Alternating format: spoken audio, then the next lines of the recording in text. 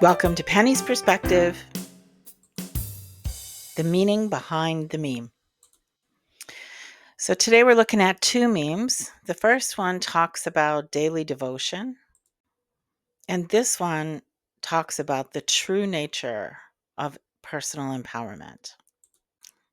We spend a lot of time talking about the mind files in your fear cabinet because those are the files that create all the problems and stress in your life.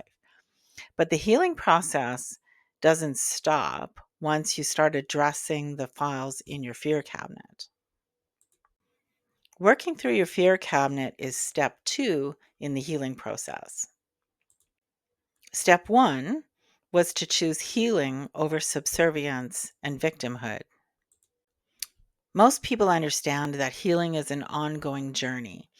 The further along you get down the path of healing, the easier it is to identify and address and resolve problematic mind files. But eventually, you reach a point where it's time to start training your mind's process to reference files in your love cabinet.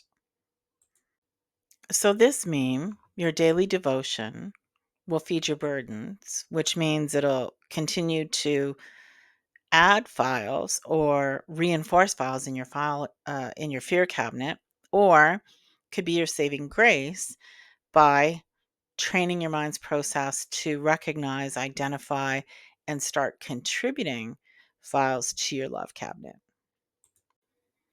So, daily devotion isn't just about reading, it includes all the time that you spend with family, friends, and coworkers.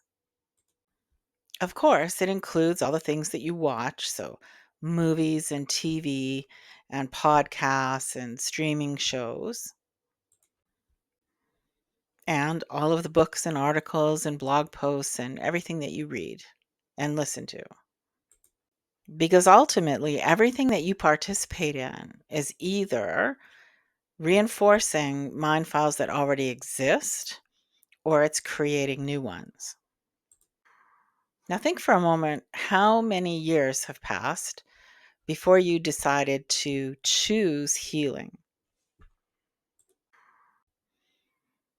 Now, think about how many mind files, narratives with their associated emotional filters, how many accumulated in all those years before you decided to choose healing.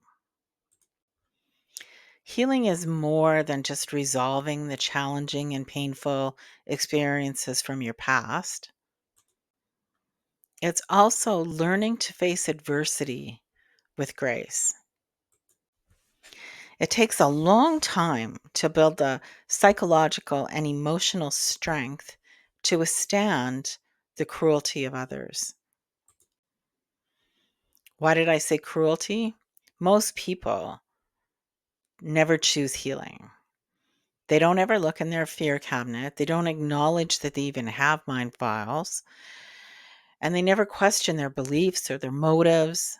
Instead, they justify all their actions and they blame everyone else for whatever's going on in their world. They never accept responsibility.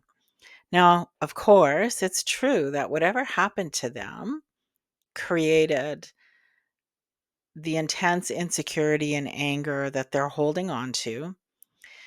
Bitterness is what causes people to lash out at others and blame others. So, when we get far enough down the healing path, we have to learn how to protect ourselves from further harm.